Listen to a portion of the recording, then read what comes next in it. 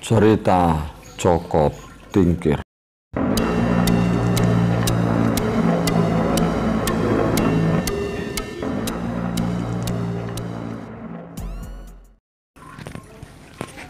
Ceritanya Ki Ageng Dipengging bernama Adipati Joyoningrat, terkenal sangat adijoyo.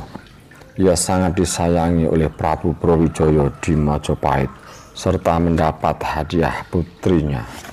Punya dua orang putra, yaitu Kebo Kanigoro dan Kebo Kenongo. Setelah punya dua orang anak, Adipati Joyoningrat meninggal. Kedua putranya itu saling berselisih. Putra pertama, Ki Kebo Kanigoro, terus mempertahankan agama Buddha. Ia lalu pergi bertapa di dalam kawah dan di gunung-gunung meneladani para pertapa. Meninggalnya dibakar, tidak jelas di mana kuburnya. Adapun Ki Kebo Kenongo mengikuti agama Islam, menganut syarak atau hukum agama Kanjeng Rasul. Ia sudah mendirikan jemaah di Pengging. Banyak orang yang sholat Jumat di Pengging. Ki Kebo Kenongo banyak berguru kepada Syekh Siti Jenar. Teman seperguruannya adalah Ki Ageng Tingkir, Ki Butuh, dan Ki Ageng Ngerang. Keempat orang tadi menjadi bersaudara serta bersatu hati atas kehendak Siti Jenar. Sultan Demak mendengar berita bahwa keturunan Ki Adipati Joyoningrat bernama Ki Kebo Kenongo, sekarang bernama Ki Ageng Pengging, itu sudah masuk Islam, tetapi belum ada yang menghadap ke Demak. Sinuwun Bintoro agak marah, sebab Pengging dulu adalah bekas kabupaten, juga masih kerabat Sultan Demak. Mungkin ada pikiran mau mengangkat diri menjadi raja.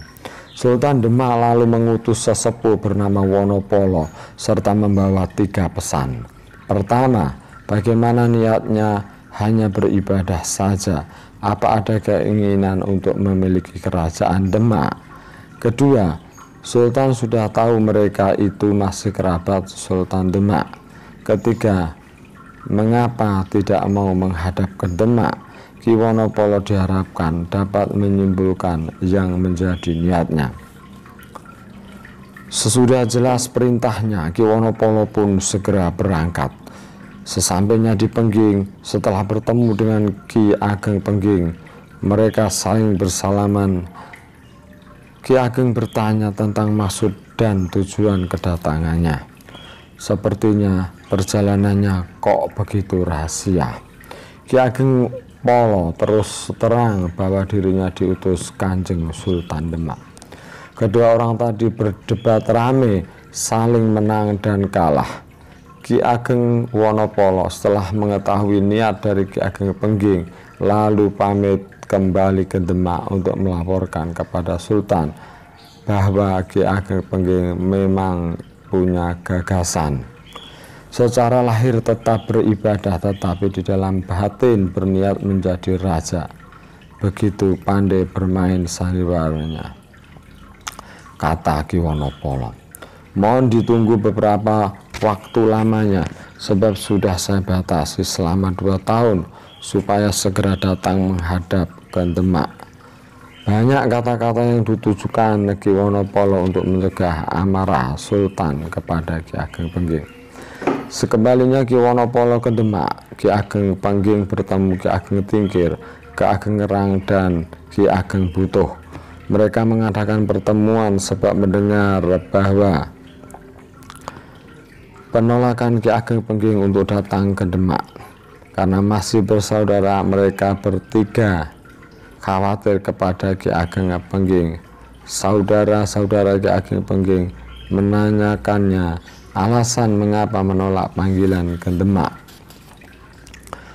Mereka memberi nasihat supaya menurut saja jika tidak dipanggil lagi, tetapi Ki Ageng tetap keras kepala. Waktu itu Ki Ageng Pengging nanggap wayang beber. Pada waktu itu juga istrinya yang sedang hamil tua melaksanakan kegiatan aneh.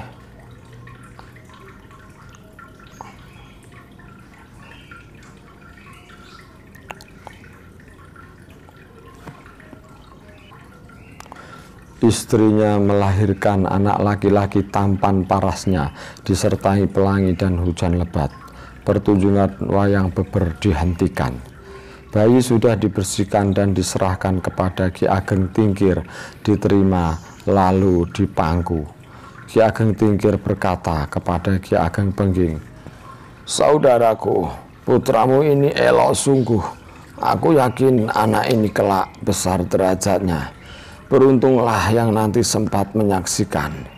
Dan anak ini saya beri nama Mas Karebet, karena lahirnya justru pada saat ada pertunjukan wayang beber." Ki Ageng Tingkir, Ki Ageng Putuh, dan Ki Ageng Ngerang setelah 10 hari tinggal di Pengging lalu bersama pulang. Tidak lama kemudian Ki Ageng Tingkir meninggal dunia. Ki Ageng Pengging juga dibantu oleh istri Ki Ageng Tingkir. Ki Ageng Pengging menginap di Tingkir selama 5 hari. Setibanya di rumah, Ki Ageng Pengging sedih sekali. Dalam hatinya rasanya ingin ikut mati saja. Sultan Bintoro lama-lama menunggu datangnya Ki Ageng Pengging sebab sudah sampai batas waktu 2 tahun. Sekarang Sultan Demak itu menyimpulkan bahwa Ki Ageng jelas-jelas mau melawan, tidak mau menghadap. Sultan lalu mengutus Sunan Kudus ke Pengging menyampaikan murkanya. Sunan Kudus selalu berangkat hanya membawa 7 orang sahabat serta membawa bende atau gong kecil, wasiat dari mertuanya Adipati Terung. Bende itu bernama Ki Macan. Sunan Kudus sepanjang jalan membuat wasiat nama-nama tanah pedusunan seperti Dusun Simo, Dusun Jimbangan, Dusun Drono, Dusun Aru-Aru. Akhirnya perjalanannya sampai ke Pengging. Di sana mereka saling berdebat tentang ilmu masing-masing. Ki Ageng Pengging ketahuan atas 2 niatnya, tetapi tidak menyimpang hukum melawan raja. Ki Ageng Pengging akhirnya meninggal karena diiris sikunya oleh Sunan Kudus. Keluarga geger semua, mereka berniat membela kematiannya. Sunan Kudus dikejar, lalu Sunan mengeluarkan kesaktiannya. Temannya cuma 7 orang, tetapi orang-orang Pengging merasa menghadapi 20.000 orang lengkap dengan senjatanya. Tetapi orang Pengging tidak takut. Mereka tetap mengamuk sambil bertubi-tubi memukul sebuah bende yang bernama Kiai Udan Arum. Sunan Kudus selalu menunjukkan kesaktiannya lagi dengan melemparkan tongkatnya. Seketika itu juga hilanglah kemarahan orang-orang Pengging. Pulanglah mereka untuk ngerukti merawat jenazah Ki Ageng Pengging. Ia dimakamkan di sebelah timur laut dari rumahnya.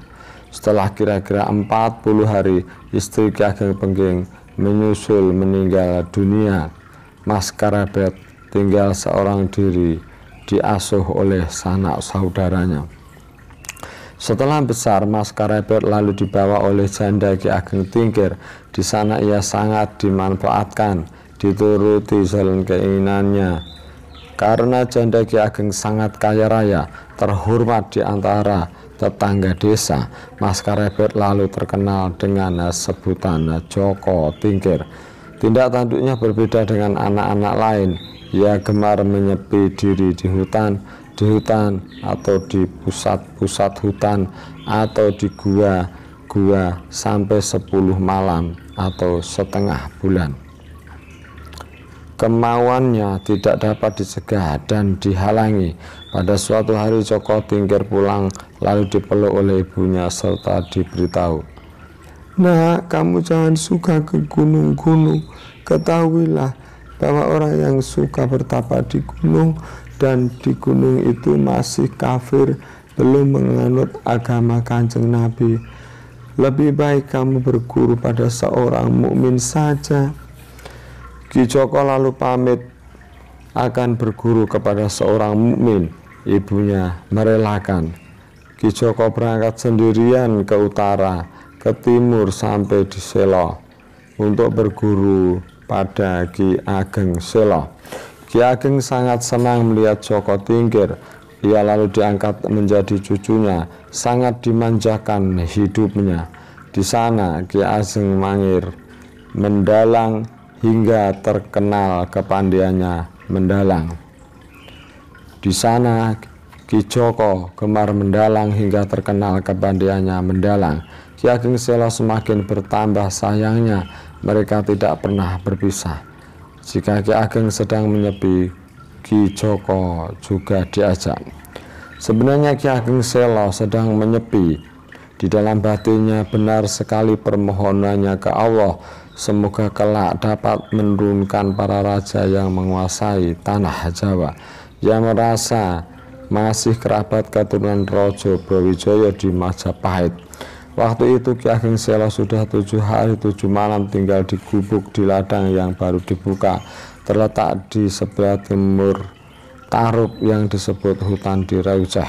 Suatu malam Ki Ageng tidur di situ. Joko Tingkir tidur di bawah. Ki Ageng bermimpi ke hutan membawa kapak akan membuat hutan. Kasihan dalam mimpinya Ki Joko Tingkir, karena kelihatan sudah tidak ada dan seluruh pohon sudah roboh ditarik-tarik. Di dalam mimpinya Ki Ageng heran sekali dan terbangun dari tidurnya. Joko Tingkir masih tidur di bawah, lalu dibangunkan. Ki Ageng bertanya, "Nak, selama aku tidur apakah kamu tidak pergi-pergi?" "Tidak, Ki Ageng." Ketika Ki Ageng mendengar jawaban cucunya, sangat menyesal kenapa semua cuma mimpi. Berbicara dalam hati, "Menyesal benar saya. Besar permohonanku kepada Allah dan selama ini belum pernah mendapat firasat demikian. Anak yang tidak memohon kepadanya ini malah diberi firasat seperti itu. Nak, seingatmu dulu pernah bermimpi apa?" Ki Joko Tingkir menjawab secara terus terang, "Ketika saya sedang tirakat di Gunung Telomoyo, di situ waktu malam saya tidur dan memimpi kejatuhan bulan. Sekitar itu juga Gunung Telomoyo ada suara menggelegar. Saya lalu terbangun. Mimpi itu maknanya apa?" Ki Ageng yang mendengar cerita cucunya semakin heran. Dalam hatinya, andai kata tidak takut kepada Allah, Ki Joko akan dibuat celaka. Tetapi Ki Ageng sadar kalau kodrat Allah tidak dapat ditolak oleh manusia. Ki Ageng berkata, "Nah, tidak usah bertanya apa makna impianmu. Itu bagus sekali. Itu raja segala impian. Adapun nasihat-nasihat saya kepadamu, sekarang mengabdilah Gentemak. Itu akan jadi perantaraan untuk bertemu makna dari mimpimu. Aku membantu dalam doa saja." Ki Joko menjawab, "Saya bersedia melaksanakan perintah Eyang. Saya junjung tinggi selama-lamanya." Ki Ageng berkata lagi, "Iya nak, saya akan mengurangi makan dan tidur. Semoga kamu dapat menemukannya. Tetapi nak, semoga anak turunku kelak dapat menjadi penerus wahyumu." Ki Joko mengiyakan saja. Setelah Ki Ageng Selo mendengar jawaban Ki Joko itu, amat lega hatinya. Panjang lebar jawabannya kepada Ki Joko. Ki Joko lalu berangkat. Dalam perjalanannya ia mampir ke Tingkir, memberitahu ibunya perintah Ki Ageng Selo. Ibunya berkata, "Nah, petunjuk Ki Ageng Selo itu benar sekali. Jadi ada sesuatu yang diharapkan. Segera laksanakan, tetapi tunggulah 2 orang pembantu saya. Baru saya suruh membersihkan rumput tanaman padi gagah. Mereka akan saya suruh mengantarkan kamu. Saya punya saudara laki-laki yang menjadi abdi di Demak. Namanya Kiai Ganjur, menjadi lurah Suronoto. Kepadanya kamu kutitipkan dan menghadapkan kepada sang raja." Ki Joko menurut perintah ibunya, Lalu mereka pergi ke ladang membantu kedua pembantu itu menyiangi rumput sampai sehari tidak pulang-pulang. Setelah waktu asar datanglah mendung dan hujan gerimis. Sunan Kalijogo sedang berada dekat ladang itu bertongkat cis. Ki Joko dipanggil dari luar padang padi gogo itu. Beliau berkata, "Nak, kamu akan selalu membersihkan tanaman padi gogo saja itu. Berhentilah, segeralah mengabdi ke Demak, sebab kamu itu calon raja yang menguasai tanah Jawa." Setelah berkata, Sunan Kalijogo lalu pergi ke utara. Setelah sudah tidak kelihatan lagi, Ki Joko lalu pulang menceritakan pengalaman itu kepada ibunya. Mendengar itu ibunya amat gembira serta berkata, "Nak, kamu itu beruntung sekali mendapat petunjuk dari Kanjeng Sunan Kalijogo. Segera berangkatlah ke Demak, jangan menunggu-nunggu ke ladang gogo lagi. Sisanya saya gotong royong saja." Ki Joko lalu berangkat disertai 2 orang pembantunya. Setelah sampai di Demak, singgah di rumah Kiai Ganjur. Sultan Bintoro sudah sampai saatnya dipanggil Tuhan. Ia meninggalkan 6 orang putra. Nomor 1 putri bernama Ratu Mas sudah bersuami dengan Pangeran Cirebon. Nomor 2 Pangeran Sabranglor yang menggantikan raja. Lalu Pangeran Sedoleban, Raden Trenggono, Raden Kanduruan. Bungsunya bernama Raden Pamekas. Pengganti raja itu tidak lama, ia mangkat belum berputra. Raja digantikan oleh Raden Trenggono dan bergelar Sultan Demak. Patih Mangkurat juga sudah meninggal. Yang menggantikan Patih adalah anak laki-lakinya bernama Patih Wonosolo. Kebijaksanaannya melebihi ayahnya. Para bupati di bawah semua segan dan sayang. Raden Joko Tingkir sudah diterima mengabdi kepada Sultan Demak. Diterimanya pengabdiannya itu bermula dari satu peristiwa. Saat itu Sultan Fatah keluar dari masjid. Ki Joko baru duduk di pinggir belumbang atau kolam.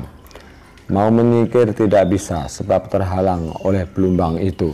Ki Joko lalu melompati kolam itu dengan gerakan membelakang. Ketika menyaksikan itu, Sultan Demak sangat terkejut lalu ditegur. Ki Joko menjawab bahwa dirinya adalah keponakan Kiai Ganjur. Ki Joko lalu dihadapkan dan diangkat menjadi abdi.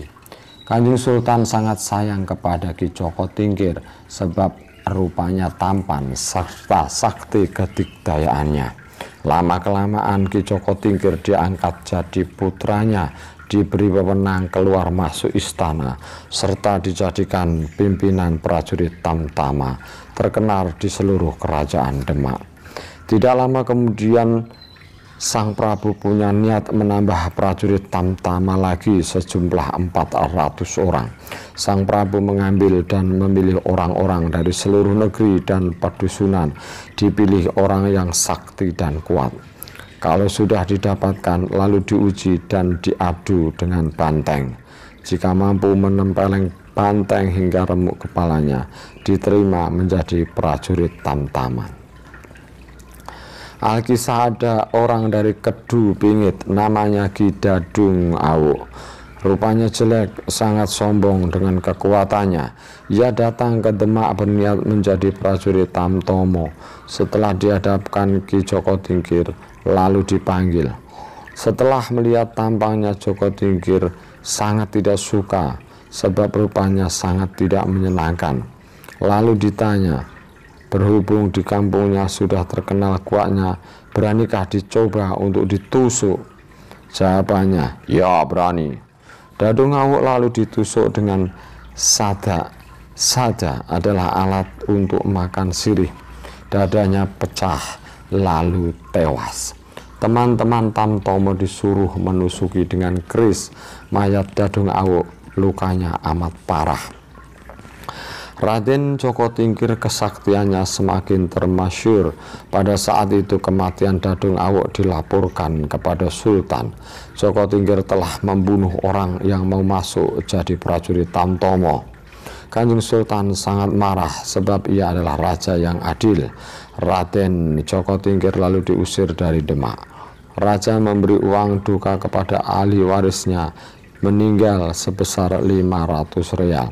Adapun Raden Joko Tingkir lalu pergi seketika itu juga dari Demak. Siapa saja yang melihat sangat kasihan semua. Teman-teman prajurit Tamtomo juga menangisinya.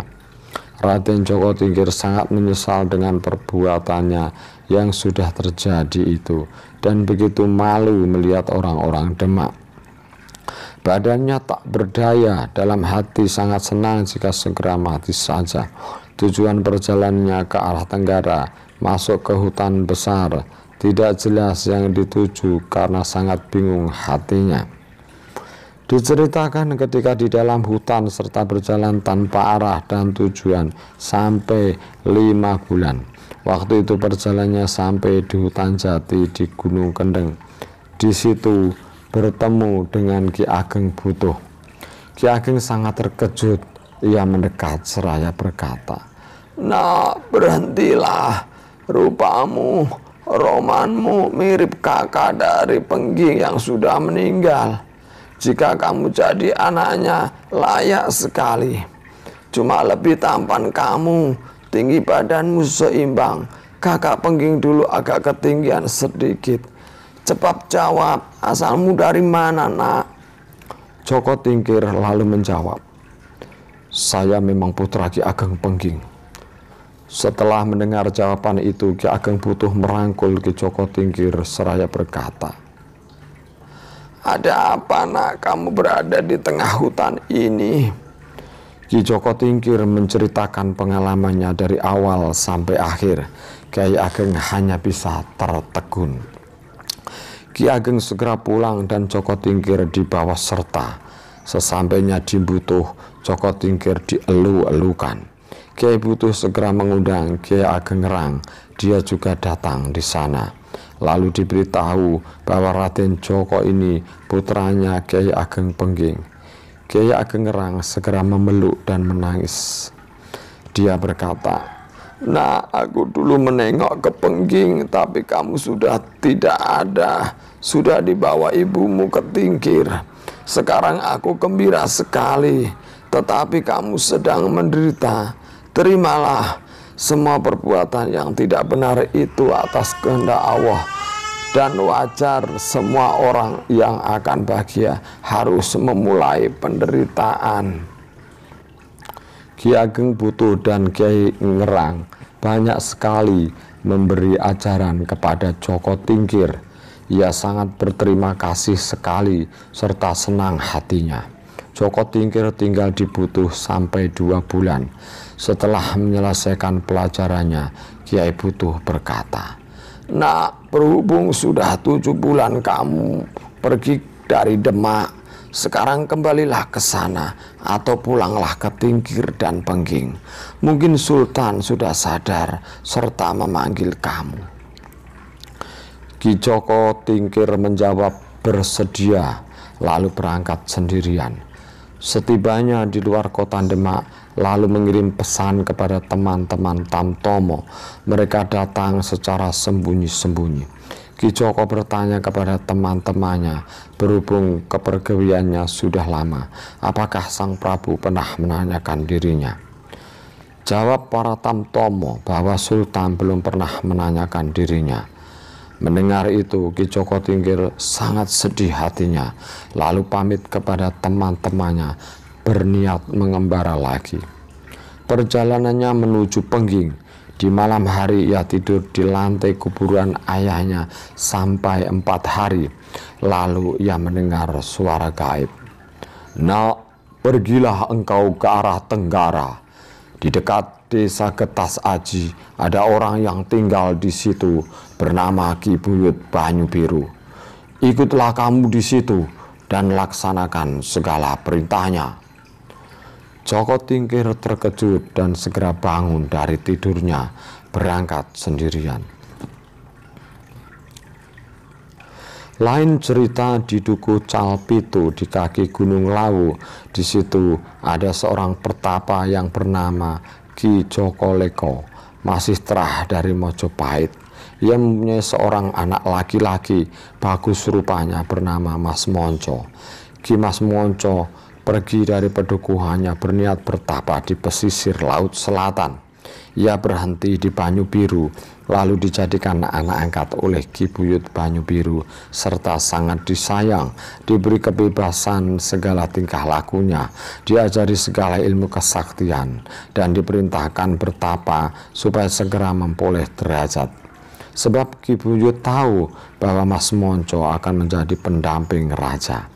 Pada waktu itu Ki Buyut berkata, "Nah, Mas Monco, rajamu hampir datang ke sini. 2 hari lagi akan datang. Jika sudah 3 bulan tinggal di Banyu Biru, itu pertanda peresmian raja sudah dekat. Kelak akan beribu kota di Pajang. Kamu akan menjadi patihnya. Raja itu sangat sakti dan disegani musuh. Kerajaannya angker. Dia adalah keturunan Dayaningrat di Pengging. Saya kelak akan merekayasa agar cepat penyesuaian menjadi raja." Ki Mas Monco berterima kasih. 2 hari kemudian Raden Joko Tingkir datang di Banyu Biru, lalu diangkat menjadi putranya oleh Ki Buyut. Begitu sangat didambakan, dipersaudarakan dengan Mas Monco. Ki Buyut menuntaskan pengajarannya kepada Raden Joko Tingkir bersama Mas Monco. Sesudah genap 3 bulan, Ki Buyut berkata kepada Joko Tingkir, "Nah, sudah sampai saatnya kamu menunjukkan diri kepada Kanjeng Sultan. Saat ini musim penghujan. Sultan mesti berada di istana di Gunung Prawoto. Saya kira kalau kamu datang ke Prawoto, Sultan belum pulang ke Demak. Aku membawa syarat yang bisa membuatmu ditanggapi Kanjeng Sultan. Tanah ini masukkan ke dalam mulut Kebun Danu. Pasti kerbau tadi langsung mengamuk di Prawoto. Orang Demak tak ada yang bisa membunuh. Itu menjadi sebab Sultan memanggil kamu. Jika kamu diperintah untuk membunuh kerbau tadi, tanahnya buanglah terlebih dahulu, meski kerbau tadi dapat kau bunuh. Dan kamu saya beri pengikut adikmu Ki Mas Monco, serta saudara laki-lakiku bernama Ki Wuragil, dan keponakanku, anaknya Ki Buyut Majesto, namanya Ki Wilo. 3 orang tadi jangan sampai pisah dengan kamu." Joko Tingkir menjawab siap sedia menjalankan perintah. Kiai Buyut lalu memerintah anak cucunya agar membuat rakit untuk dinaiki Joko Tingkir. Setelah siap semuanya, lalu berangkat naik rakit. Ki Buyut mengantar sampai di tepi sungai sambil berdoa menengadah ke langit. Ki Majesto ikut naik ke atas rakit.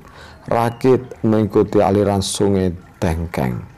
Setelah sampai di dusun tempat tinggalnya, Ki Majesto berhenti dan bermalam di situ selama 3 hari, lalu berangkat lagi.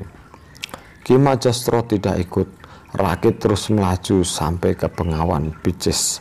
4 orang tadi, 2 orang mendorong paksa tongkat, 2 orang lagi lainnya mengayuh.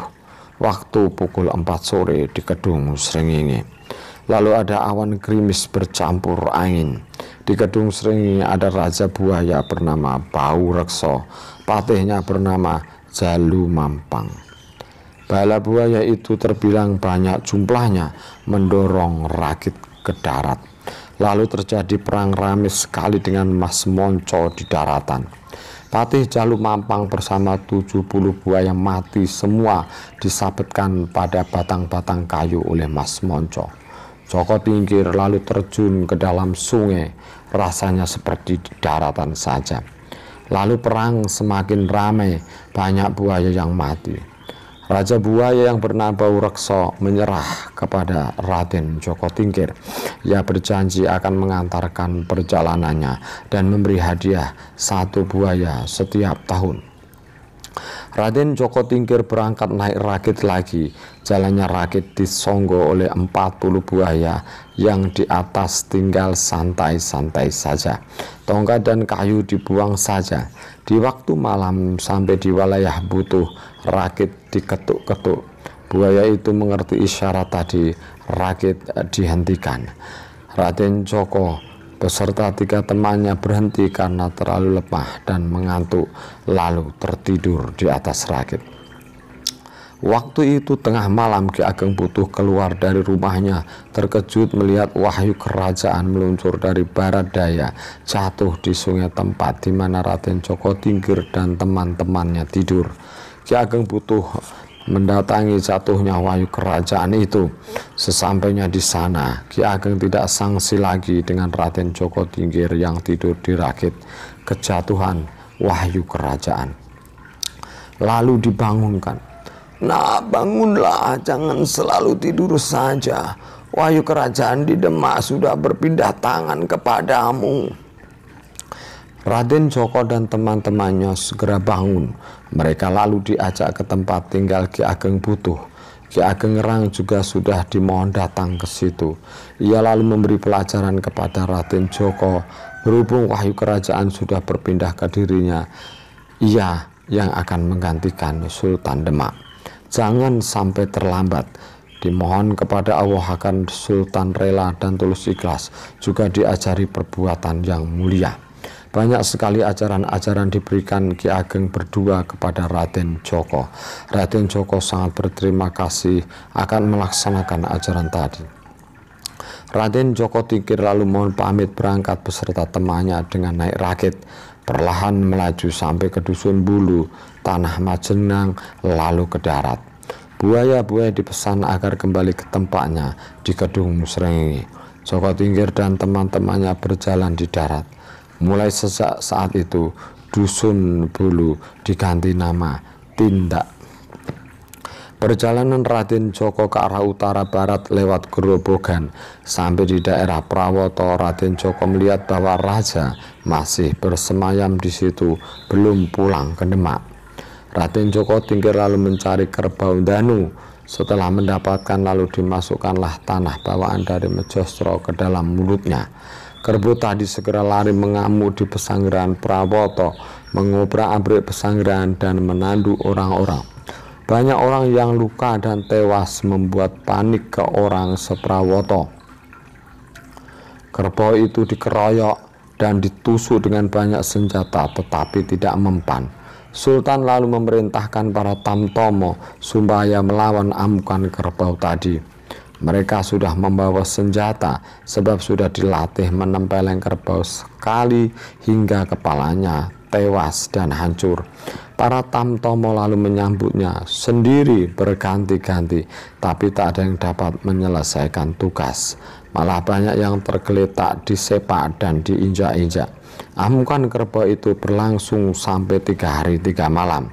Jika sore hari masuk ke hutan, pagi hari datang mengamuk lagi di pesanggrahan dan mengejar orang. Setiap hari Sultan melihat dari panggung.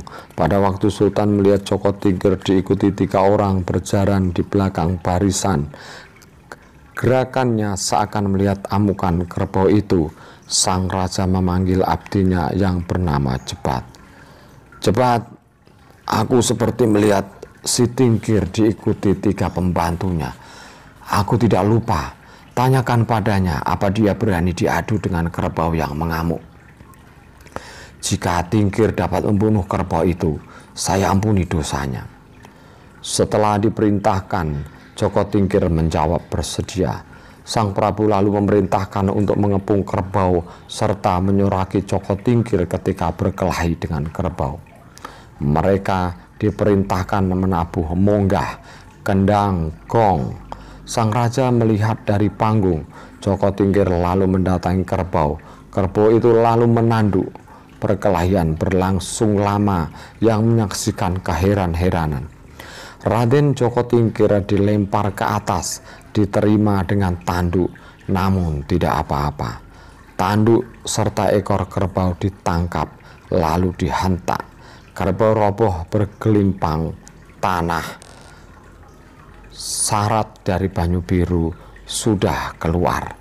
Kerbau ditempeleng, remuk kepalanya, tewas seketika, membuat kagum serta gembira sang raja dan semua orang yang menyaksikan.